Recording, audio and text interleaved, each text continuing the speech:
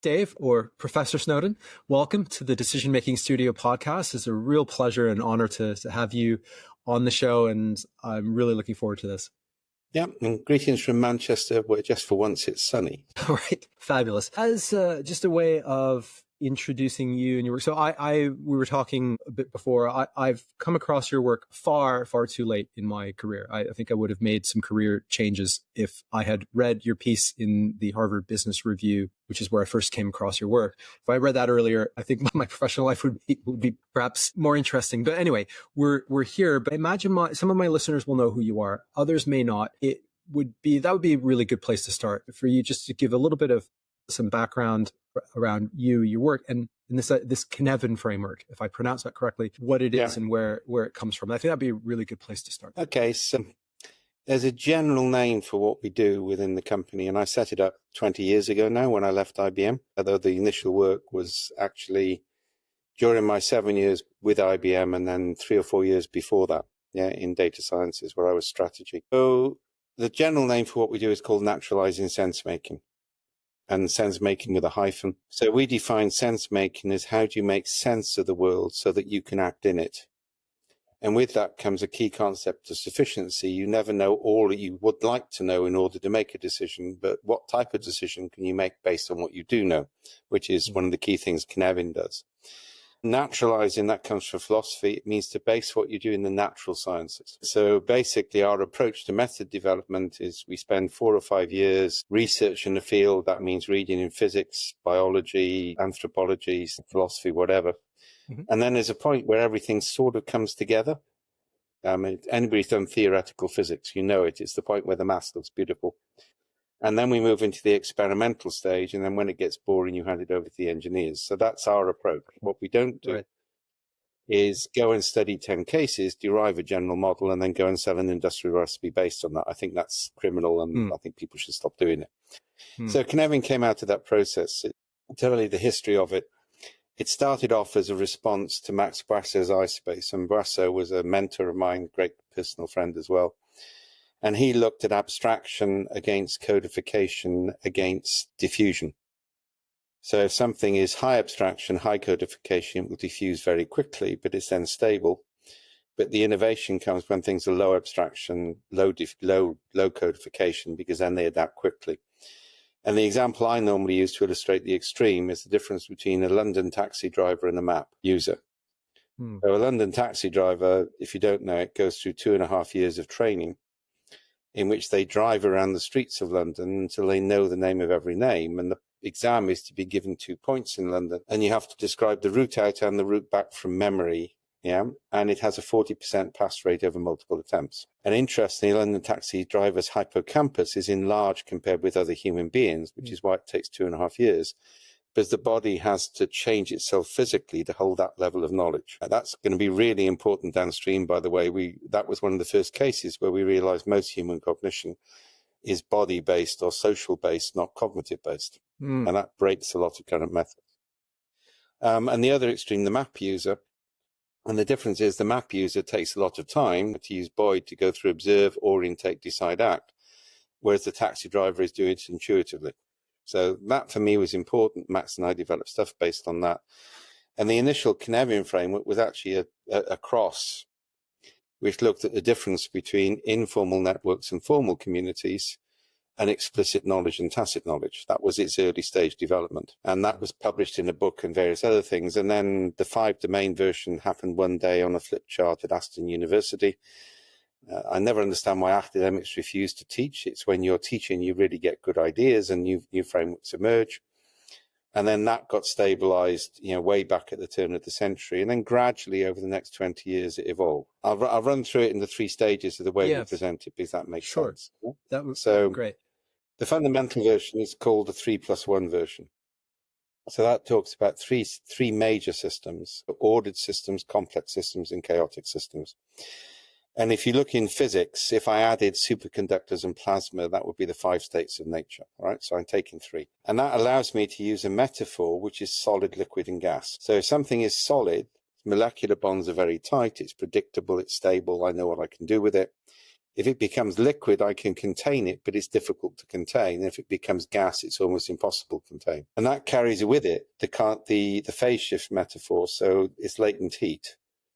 Right. Yeah, which most people remember when you explain it, but they forget the name. So if I heat water to 100 degrees, it doesn't become steam till I put more energy in. So the fundamental three domains of Cynefin are order, complex, and chaos, and it's a phase shift between them. So if I make something complex, I release energy, like heat is released when gas becomes solid in the environment. Yeah, sorry, water becomes solid in the clouds. And if I want to make something formal and constrained, it's going to cost a lot of energy.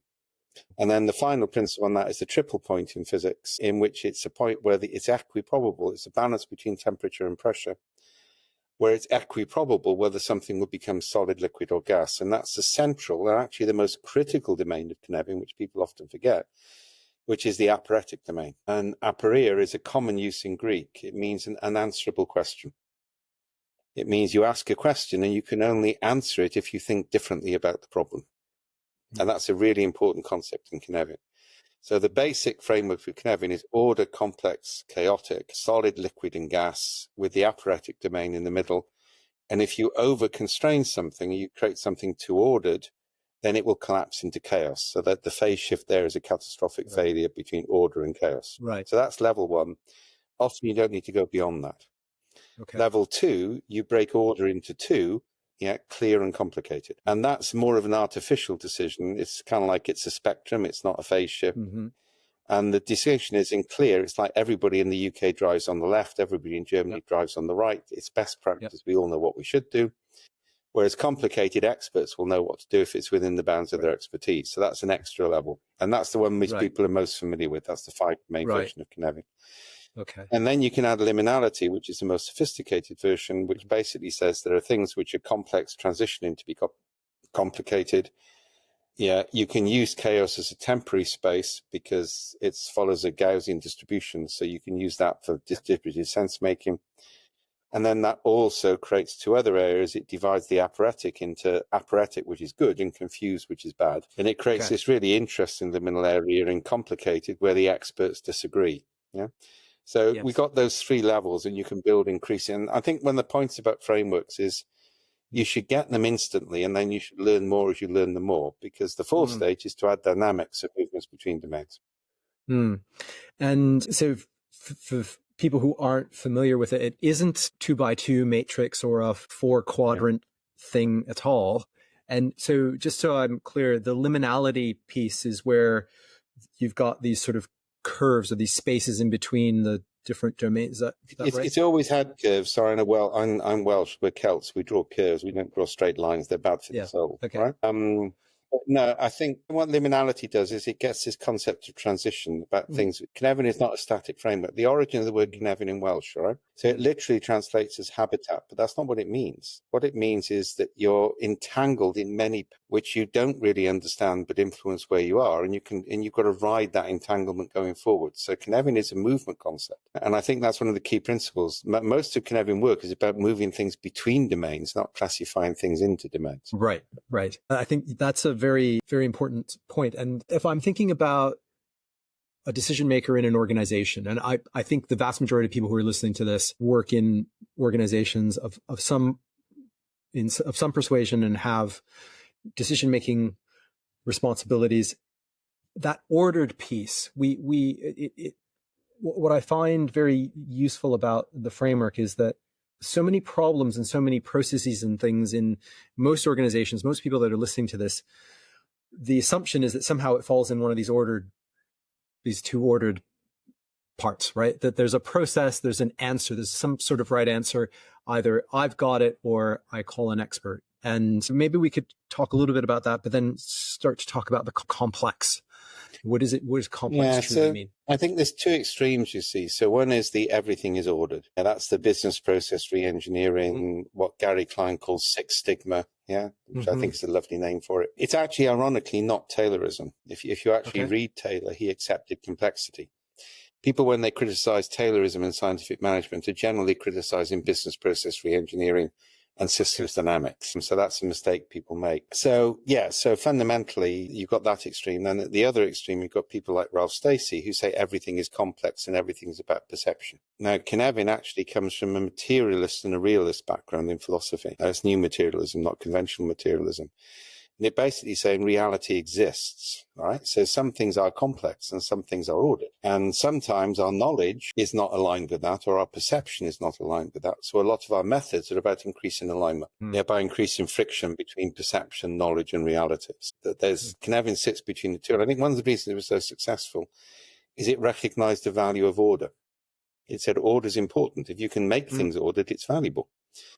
So, for example, in agile software development, Scrum is a really good transition technique between complex and ordered. We develop methods and tools to better feed the backlog on Scrum. But the whole goal is to shift things from complex to ordered, not to actually keep them in complex, because then you can scale. Now, if you have to hold things in complex, and this is the new work we're doing on risk, which we can talk about later if you want, one of the key approaches is, one of the ways you know something is complex is there are multiple competing hypotheses about what we should do.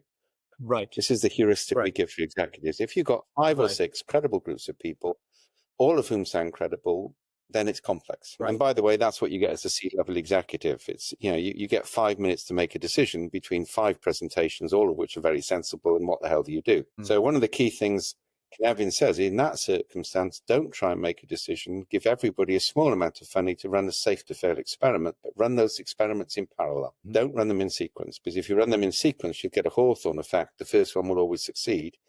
You want to run them in parallel because they'll change what's called the substrate, or the environment in which you're working, and then solutions will become more obvious. So you move, and this is, by the way, massive cost reduction, risk reduction. If it's ordered, let the experts do it. If it's complex, gather the hypotheses, run small experiments around each hypothesis, see what changes. So that reduces your time and energy and everything else. If you don't think you've got enough hypotheses, well, that's where you use the liminal domain of chaos. So, for example, we can present a situation to the whole of your workforce, get the whole of your workforce to interpret it, and then we can identify common patterns of interpretation, but we can also find outliers, people who are seeing the situation radically differently.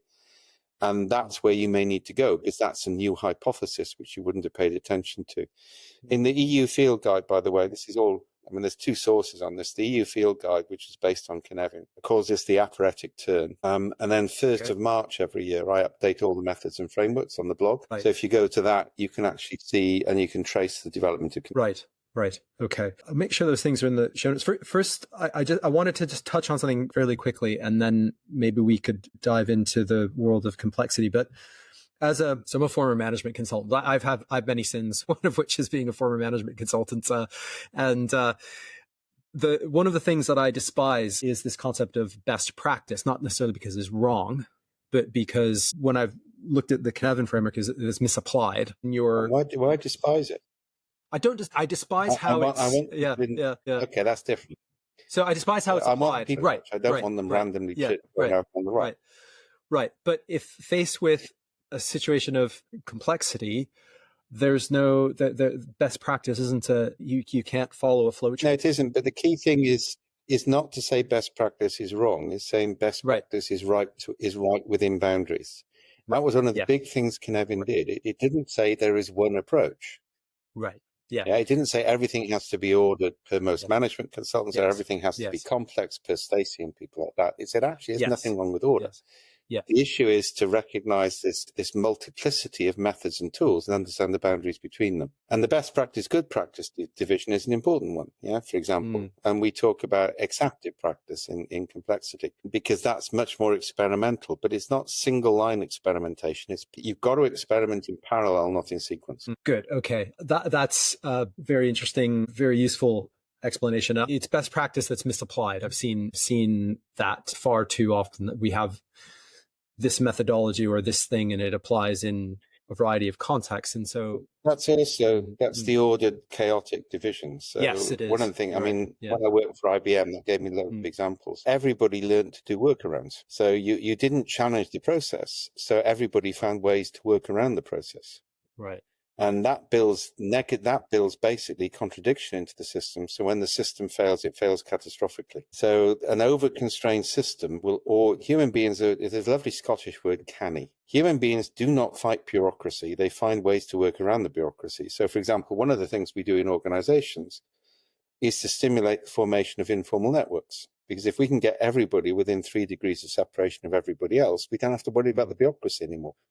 Because the informal networks will solve the problems. But they'll be generic across the organization, not perverted based on which school did you go to. Yeah. So I think there's a lot of pragmatism about this approach. Complexity, we sometimes say, is the science of common sense or the science of inherent uncertainty. And when people say they're unfamiliar with it, I say, look, how the hell do you think you manage your children and your friends? You manage complexity every moment of your life, except when you walk through the door of the office. So it's not like you haven't got the frameworks available. Yeah, fabulous. So one of the heuristics is competing expert opinions for whether knowing if I'm in Okay. How would I know that? So you can get competing expert opinions, but that's a liminal area of complicated. Okay. So if you look at what happened during COVID, you had epidemiologists competing with economists, competing with behavioral scientists. And we have ritualized methods for that, like triopticons, to deal with that. In complex, it's different in that people haven't got different approaches. They've got different hypotheses. And I can agree that your hypothesis is coherent, even though I think you're wrong. And that's really important. Because if I agree your hypothesis is coherent, I don't mind us running an experiment. If I'm forced to decide whether something is right or wrong, that's much more problematic. And so the coherence thing is a really important concept in philosophy of science at the moment. So I can say that evolutionary theory is wrong but coherent, whereas young Earth creationism is wrong and incoherent. So a key thing in modern management is the ability to identify what's a coherent idea without you having to commit to it until you've run an experiment. And hence the parallelism. If you just do one experiment, there's a thing called the Hawthorne effect. Yes. So this comes from the 90s. So they were doing experimentation in the cable manufacturer in Hawthorne in the Upper Hudson Valley. And they increased the lighting level and people became more productive. Now, these days, particularly in the agile community, they would now publish a book called Light, the Secret to Productivity, and sell certificates in how to switch on light bulbs. Then they had some pretension to be real scientists, so they lowered the lighting level. People became more productive. So if you do something novel and pay attention, it will nearly always work, which is why pilot projects are a disaster, because they always work, but then they don't scale. Once you understand complexity, you don't do pilot projects. You do small hypothesis-based testing, and you see what emerges. And it's unlikely any of the hypotheses will be right, but it will be some conflation of those hypotheses which will work. Okay. And that's the definition of an exaptive practice? Well, exaptive practice is where you repurpose something you're already good at, and that's the most successful way of managing complexity. So finding something you already know how to do and use it for something novel is the best way of making progress. And we have formal methods for that. And actually, most of human evolution is exaptive. So your cerebellum, for example, at the base of your brain, actually evolved to manipulate muscles in fingers so you could feed better as an ape. It exapts in humans to manage grammar. So grammar is too complicated to have emerged in a linear way. It required a non-linear repurposing. And, we got microwave ovens because somebody realized the significance of a chocolate bar melting in their pocket when they were maintaining the magnetovarado machine. So exaptive innovation is something human, and it's also linked with abductive reasoning, which is human. So computers and AI thinks inductively, humans think abductively. So abductively works through abstraction, and it creates novels associations. So we're really good at repurposing things. I've lost count of the amount of things I've repurposed to open beer bottles in a hotel late at night when there isn't a popular opening. I'm really creative on that. And that's what human beings are good at. We can find something and we can use it for something novel. And that's a key skill to develop in a company in a complex.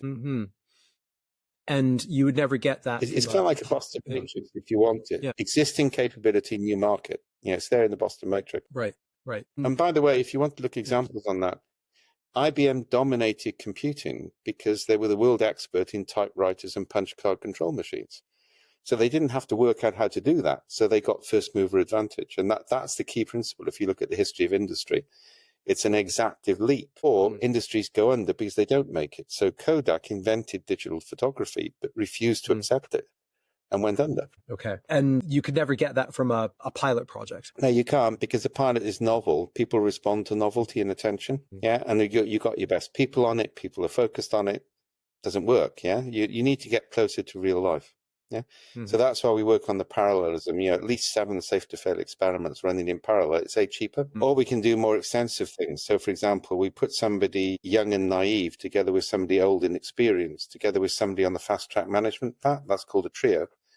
And then we throw 15 trios at a problem for a month and see what they come up with. That's much more successful than having a tiger team or a task force, which will entrain very quickly.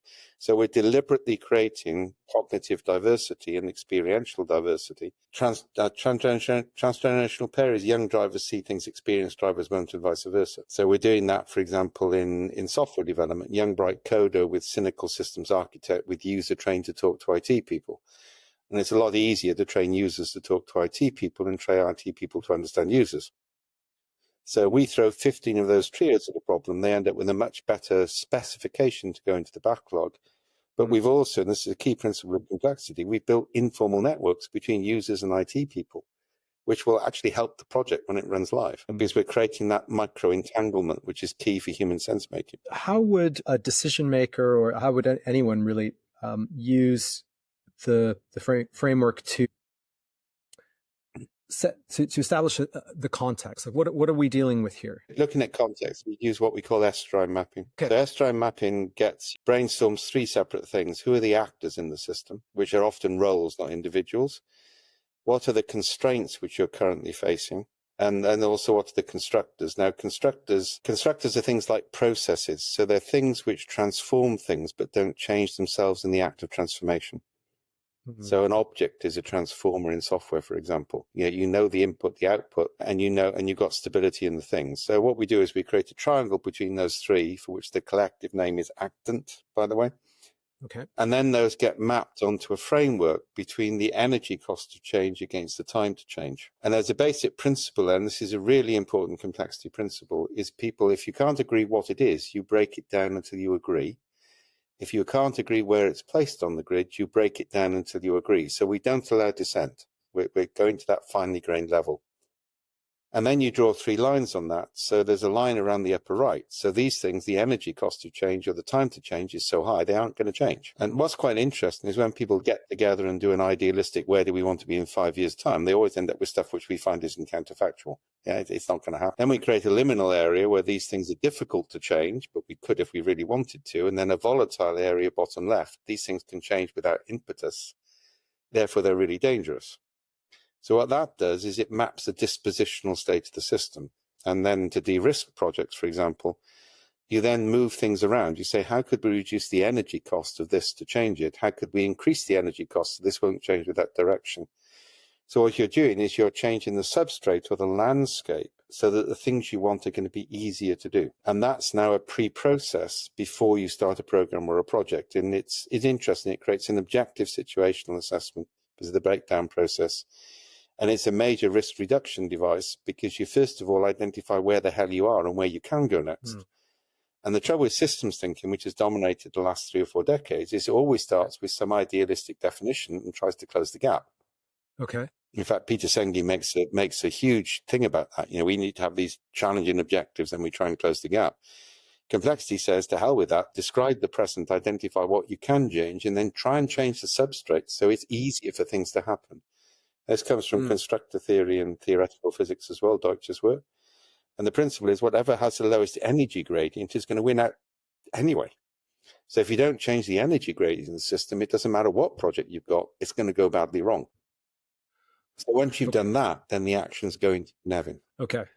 I think I've got a sense, but what I'm wondering about, I've listened to you talk about this, but I've been involved in many failed change management initiatives, attempts to change a culture, an organizational culture. No, God. Maybe we could talk a little about some of your work on narratives in this regard, but if an organization wants to, let's be more innovative, or let's find ways in which we can listen to weak signals, warnings from our employees about things that we should have spotted that in the past have gone, they've blown up, and we should have spotted. Maybe, the CrowdStrike thing, maybe, or something will happen in the future that is unanticipated, certainly, but probably someone knew about. I've been involved in those post-mortem exercises, and someone knew about X.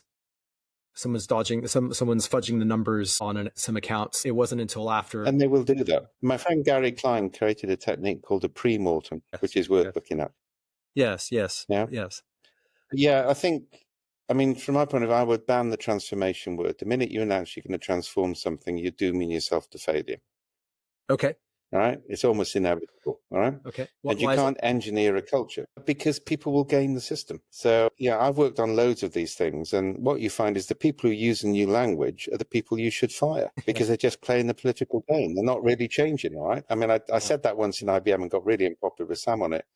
I said, anybody who's talking about, the new brand within less than a year is somebody you should fire because they're just doing find and replace on their slide set. And that was too close to the truth for some people to live with it. All right. Right. So we would take a different approach. Really, culture is culture, and cultures, we often talk about attitudes now rather than culture because culture is a misused word, and attitudes matter. Right. So we'll gather day-to-day stories of people's existence. One of the questions we use for that is, what story would you tell your best friend if they were offered a job in your workplace? So what we want is richly contextual data, or one we've used a lot in military is, you're a grandparent, your grandchild says they want to join the armed forces. What story will you tell me? So what we're doing is we're gathering narrative at a rich level. Then and this is something we originally developed on counterterrorism with the US government, because we're looking at how do you identify, and this was a large part of my life in Washington, how do you identify when a civilian population is about to go from explicit to tacit to explicit support of terrorism? And after the event, you can always see what you should have spotted, but nobody spots it in advance, right? Yeah, retrospective coherence is a wonderful thing. So that's where we developed this stuff. So basically, if I'm doing an talk, I can ask you that question, what story would you tell your best friend? Then I ask you to index that story, and I give you a triangle. And one of the triangles, for example, we use says, in this story, my manager was altruistic, assertive, analytical. So 3 positive qualities. So I don't know what the right answer is. Whereas with an employee engagement survey, I always know what answer they want to receive. Right. What's interesting is that causes less stress because I only say in positive things. I can't say anything negative. Right. But with 6 triangles, I get 18 data points. So I can then draw a landscape map, which does literally look like a landscape, where contours close together mean that I've got a strong attitude, and contours far apart means I've got a weak attitude. And I can identify clusters. So I can literally then click on a cluster and say, I want more stories like these, and click on another cluster and fewer stories like those. This is called a micro nudge. Okay. So if I say to you, how do we create more stories like these and fewer stories like that? Everybody understands what you're talking about. If you're saying, how do I create a more customer-centric environment? Everybody says, but we already are customer-centric. If you say, I need more customer stories like these and fewer like those, then the system changes. Yeah. So that's really important. And if anybody's interested, we've just made that really easy. We've created an absolutely standard approach to this, which uses cartoons from Gaping Void, from Comic Agile. So you choose a cartoon which represents the culture of your company. You tell a story about why you chose it, which, by the way, can be anonymous. You index it. And we're now doing that at sub £1,000 just to get people into this so they can get the idea that you can very quickly understand narrative across an organization and you can make change that way. So complexity is all about, where are you? Where can you go next? Let's go to several next steps and then see what happens. And if you want a simple way of remembering this, I call it the Frozen 2 strategy. Okay. So if you've ever seen Frozen 2, the movie, the Disney movie, okay, it's a great complexity movie. So go watch it. It's a brilliant complexity movie, all right? You have to watch Frozen 1 as well to understand it, but that's okay. And in the middle of Frozen 2, the younger sister without the magic, who's the real heroine, she's the everyman person, sings a beautiful song, All I Can Do Is Do the Next Right Thing. And that's in complexity. It's called the adjacent possible from Kaufman's work. So faced with uncertainty, you can see where you can go next, but you can't see where you should end up.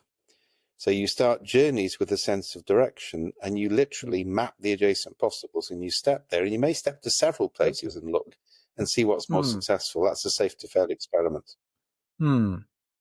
Okay. So if, for example, the organization wants to, they just want people to say things that that provide more warnings of things that they might. That's micro level. So okay. we're working with one big public transport infrastructure project at the moment, for example, where we got we first did this with the US Army in Afghanistan. So we said, if you keep your patrol records up to date in narrative form, you don't have to write a patrol report. Okay. Now that gave us better data. It relieved the stress on soldiers, and we could look at that data compared with traditional military metadata in real time. And that meant we could actually forecast, IED probability, which is a key thing because you save lives if you do that. So we're now doing that on engineering projects because I've managed big projects, all right, several $1 million. And I know that as a project manager, I will never report early weak signals of failure until I've tried everything to solve it. And anybody who tells you they don't is a liar, all right? What we can do is, if we say to engineers, just keep your records up to date continuously throughout the day, you don't have to write reports anymore. We got better data. We can look at patterns in those micro reports, which indicate a project is starting to go wrong. And we're now using that, by the way, for weak signal reporting of fraud, safety issues, and misogyny and racism. In that people can now record something, index it. We lose the original data, so they can't be identified. But then we can look at patterns in multiple micro reports to tell you you've got a problem emerging in this area. Now that, for safety of fraud or misogyny, that's key because it allows executives to intervene before it becomes an issue. And that's key. So that was, again, comes from the counterterrorism. If you know the civilian population living to this, well, nobody trusts the police anymore. You want to know early enough that you can do something before you get a catastrophic failure. Yeah, because once you get a catastrophic failure, it will take you a decade or so to recover. I mean, I remember I was working in Northern Ireland on peace and reconciliation in the 70s, all right? It was when I was going to be a Jesuit. And I was walking down the Falls Road in Belfast, and the Protestant police picked me up and asked me which of my legs did they want broken first, completely at random. And I said I didn't want my legs broken. They heard my accent and realised I was a mainland Catholic, not an Irish Catholic, so they threw me out of the Land Rover. Now, if the Provo commander had come around that night, if I'm honest, I'd probably joined. And what you've got is these micro acts which basically trigger people to think differently. And actually, in that time, the Catholic population, nobody would go to a police station because they couldn't trust the police. But what you want is to understand that in a way that leaders can take action. And leaders will take action if they can see real stories, not if they can see general conclusions. So if I go to a group of executives and say, look, we polled all of your staff, we got these statistical patterns, these are the stories which explain a statistical pattern, they'll take action. If I give them the stories, they'll dismiss the stories. If I give them the numbers, they'll dismiss the numbers. But put the two together, you're in a really powerful position. It's not how things are often diagnosed and done in organizations. It's actually how they used to be. Okay. But remember, if you go back to Taylor, and I taught leadership with Drucker, and one of the conclusions we both came to is that scientific management had more in common with complexity theory than it either did with systems thinking. Because if you go back to Taylorism, he still assumes management apprentice models, and he assumes that people will have at least a certain number of people have lifetime employment. So at that point, the informal networks are strong and everybody knows everybody else. So the system can adapt very quickly. What happened with systems thinking is it reduced everything from a military metaphor, which is adaptive, to an engineering metaphor, which is non-adaptive. And people had shorter life cycles. You had people doing a BA in business studies, an MBA, joining the big consultancy firm and coming in to manage a company with no experience. So I think, historically, we actually did manage things through informal networks and narrative, and we managed things early. The engineering metaphor, which came in the 80s and 90s, destroyed that capability. And part of the problem we've got with AI is seeking to perpetuate that way of thinking. And actually, human beings did not evolve to work and think in that way. We evolved to handle abductive, informal networks, small groups. We're really good collective decision makers in small groups. We're really bad decision makers as individuals. And I've heard you talk about silos and why it makes no sense to try to break silos, and people like to organize in groups. And I traced it back once. The first person to complain about silos in government is Zeno, the tyrant of Athens. So we've been trying to get rid of these for centuries, and nobody's got rid of them. And the reason is silos allow you to work at a level of abstraction and codification appropriate to your expertise. So if I'm at a conference with other people in complexity science, it's a completely different discussion than if I'm at a general conference with people who don't understand it. So silos are necessary. Otherwise, you're having to reinvent the wheel every time you do something. It's one of the big errors in communities of practice is not recognizing different levels of knowledge. So silos are important. Informal networks are the ways you break silos. You don't break silos, you network them. So if you want a metaphor for this, trees in a forest are connected with symbiotic roots of mushrooms. So the tree roots are arbitorial, they go in straight lines. If you break a root, everything downstream dies. The mushroom roots are rhizomic.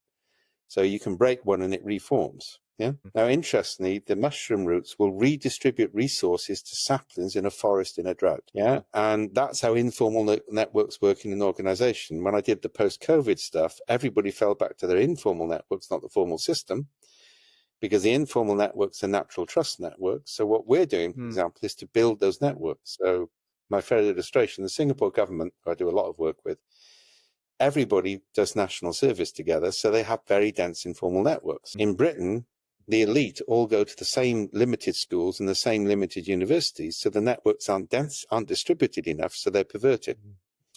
So what you want to do, and the same if you go to a French company, everybody in senior management went to the same 2 or 3 grandes écoles. So what we do is, how do you actually create that network density, which means anybody in the organization within 2 leaps can get access to the managing director. And once you've got that, you can target HR to achieve that, by the way, because it's measurable. Then you've got an organization which is resilient and can react. Okay. I want to delve into the world of uncertainty and risk. You've been thinking about it and doing some work in the space. And many of my followers have working in risk management in one way, shape, or form.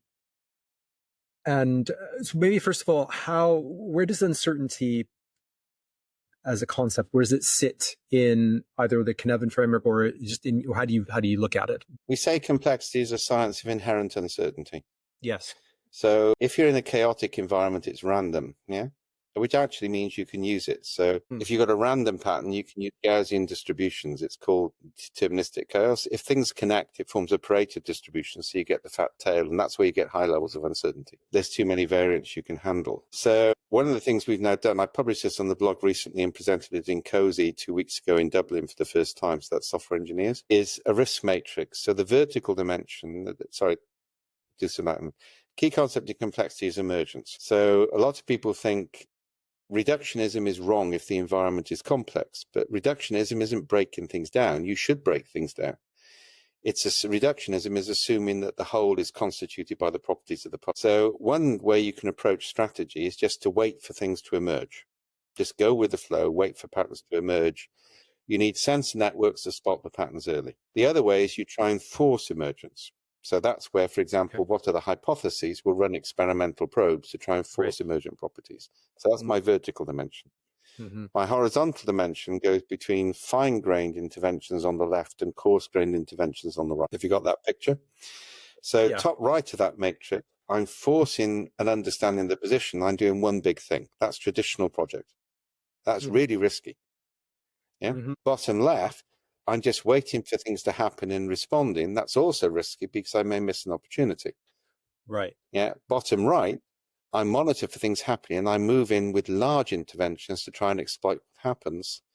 Top left, that's classic complexity. I do multiple hypotheses. Now, what we're actually saying is for an organization, that matrix, the distribution pattern in the center of that matrix is your risk profile. To go to any of the extremes is a bad idea. You need to get the balance right in the middle. And we're working on risk reduction profiles in all of those.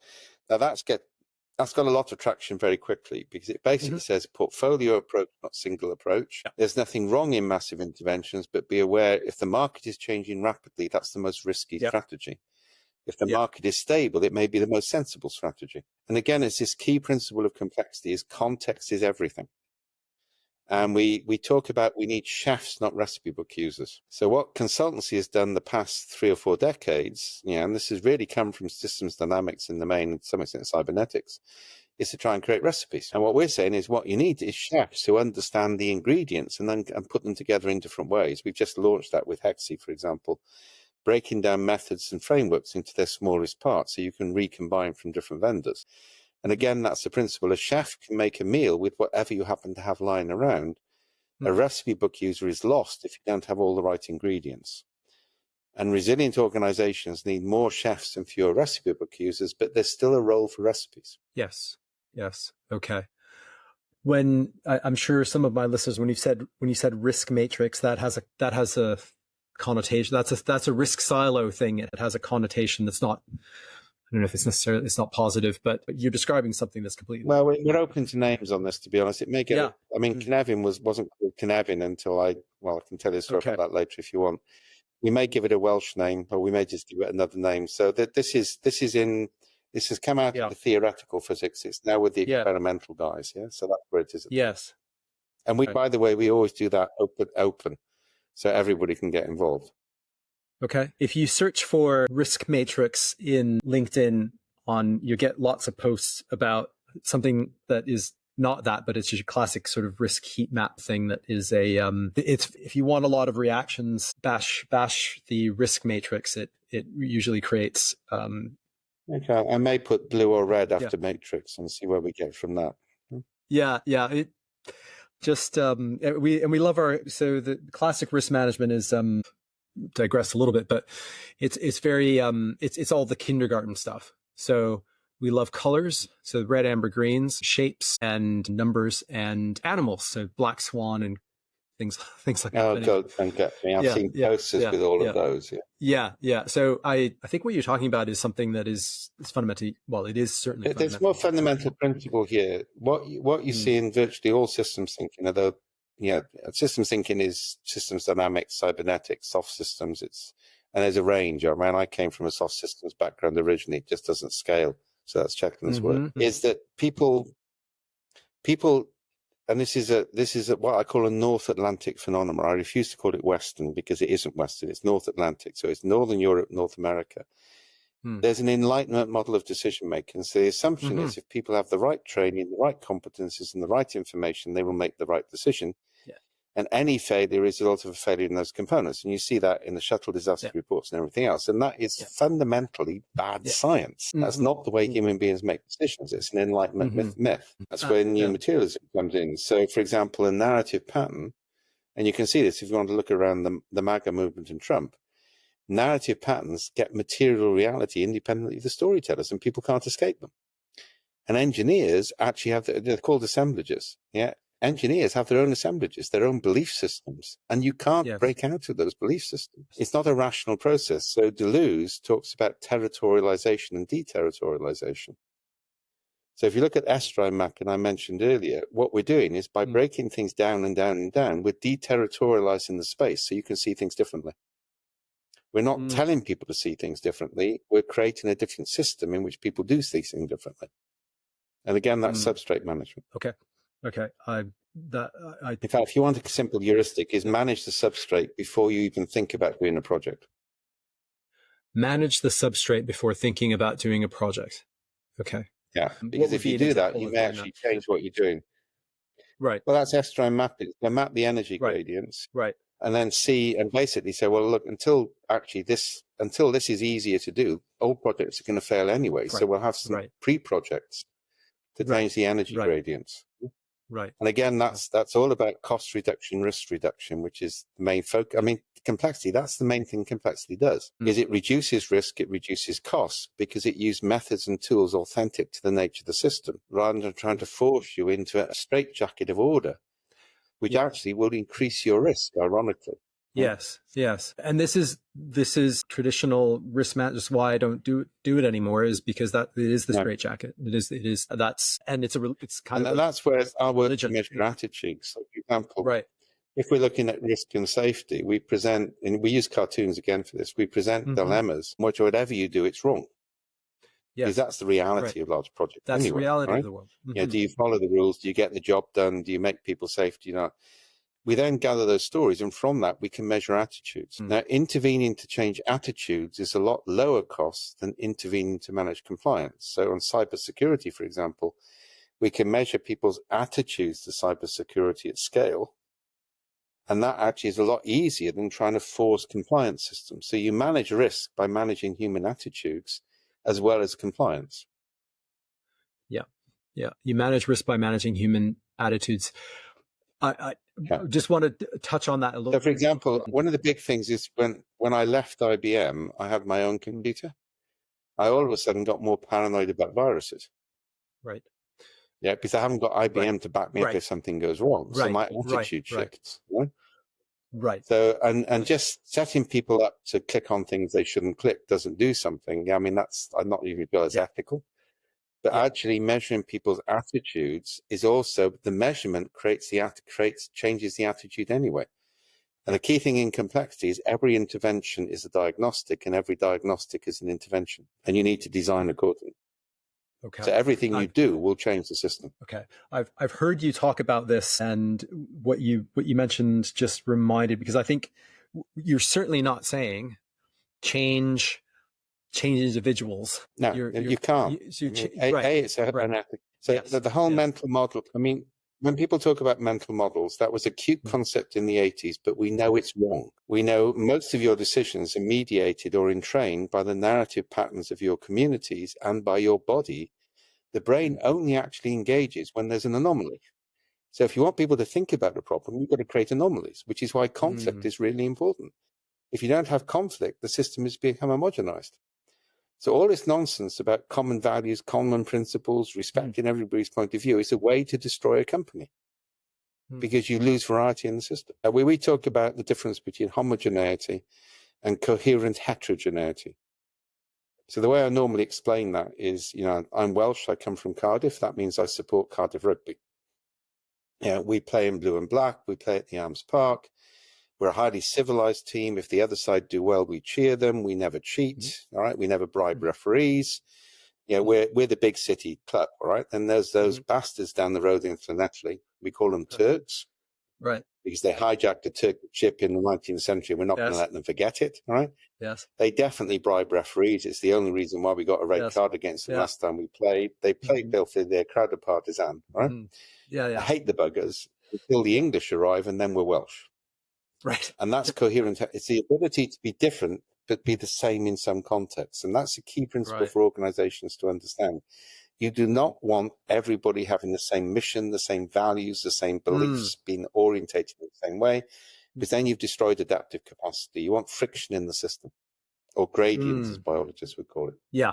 Okay. Yeah. I do have a blue and black scarf somewhere, by the way, but you can see that we've seen that in the the Euros recently, or wherever, this type of behavior. Was it a handball? Was it not? I know. I had a Spanish shirt.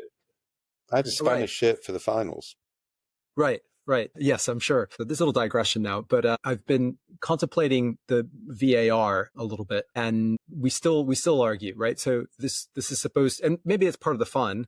VAR on and offside. It doesn't. It's too fun. I think rugby is actually better at that. We got yellow cards, which means something. So you go off for 10 minutes. Yes. Yeah, that would make a big difference. All right. And the referee still makes a decision, but the conversation around the VAR is different. But then again, I mean, to be quite honest, you can pick up the rules of soccer just by watching it. You can't pick up the rules of rugby by watching it. Right. Yeah. So when I was a number 7 forward, the key role of a number 7 forward is to work out how the hell the referee is the referee in these things time and play to the limits. Yeah. Right. Now, you and the number 10 are the two who do that. Right. And that makes it a more interesting game. I mean, the other thing about rugby, just to make the point, is you can't win or lose based on one goal. The points reflect the dominance of the side. But I think we use VAR properly because the referee's attention can be called to something. It's the referee's decision whether they follow it or not. They can ignore it. Yeah. And they can call in for VAR if they want it. Yeah. And we're, with this conversation about putting stuff in rugby balls, but to be quite honest, it's such a fine art these days. I mean, we lost to the Australians recently because the referee didn't spot a forward pass. If it hadn't been for that, we'd have won. Right. So, and to be honest, the financial consequences are huge these days for teams. So you do need, I think you do need a VAR equivalent, but you need to have a balance of human and machine processing. And by the way, the offside law in soccer is ridiculous anyway. Right. Well, the way I sort of look at it is if I can get an advantage and the referee can spot, or the VAR can spot that I've advertently or inadvertently tried to, get an advantage, then fine, that's offside. But if if it's because half of my toe is slightly ahead of the defender, then... Yeah, but yeah, you could put a sensor on and you could give people warning when they're crossing the offside line. I mean, computers could do that these days, so I get a little tweak. It's like when I'm walking, I mean, the iWatch tells me whether I'm going off path or not. Sure. Yeah, and that's useful because then you're using the VAR to inform play rather than to, and that's more that's the attitude. Yes. Yes. Okay. Interesting. Interesting digression there. I'm just conscious of time, but perhaps to close out, I would love to dive into uncertainty a little bit more, but I'm not sure we don't have heaps of time. But there was one thing that it just came from your EU field guide. There's another matrix there that I find interesting, where it has knowable, a knowable known, and then you've got feasible, plausible, unimaginable.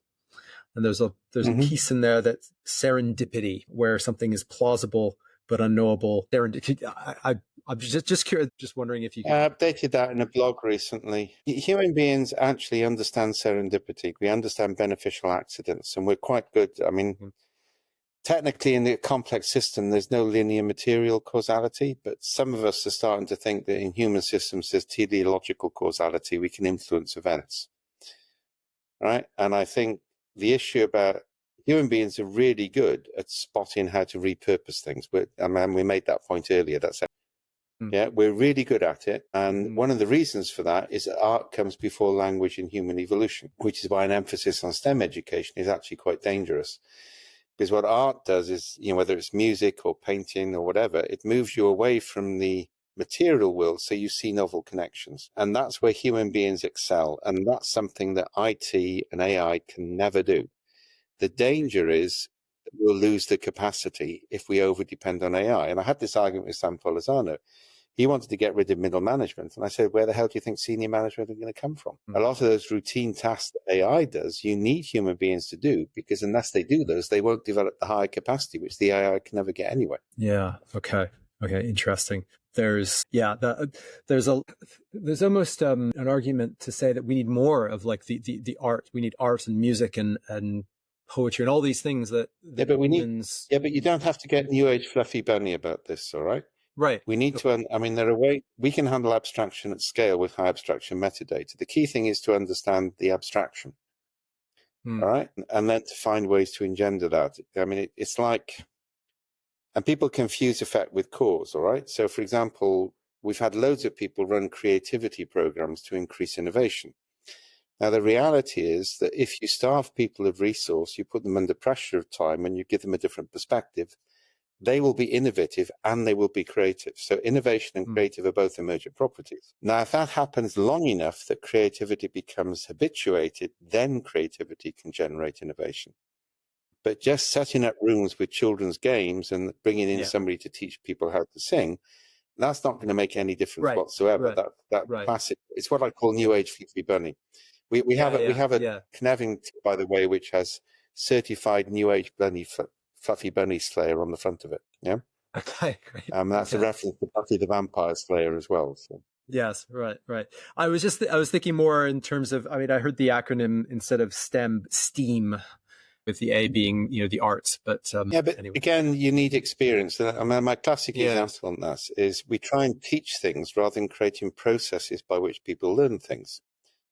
So when I went up to school at the age of 11, this is a Welsh grammar school, all right? Allowed to wear long trousers for the first time, which in British winters was a good thing. Right? And I walked up to the front of the class on Friday and I got given a card and it said, "You support capital punishment." And I had to speak for something I profoundly disagreed with. And the teacher was being naughty because my mother was leading the Labour Party campaign against capital punishment at the time. So this was deliberate. I had to speak for 7 minutes without preparation for something I profoundly disagreed with. We did that every week from 11 to 18. That process meant we read everything because we didn't know what we were going to get hit with. It made us hypercritical because arguing for things you don't believe in makes you critical. Yeah. And that was a process. And I think that's the thing we forget. We forget it's like London taxi drivers. You have to drive the streets of London for 2.5 years before you can get the knowledge. So creating processes by which people develop capability is far more important than trying to teach those capability.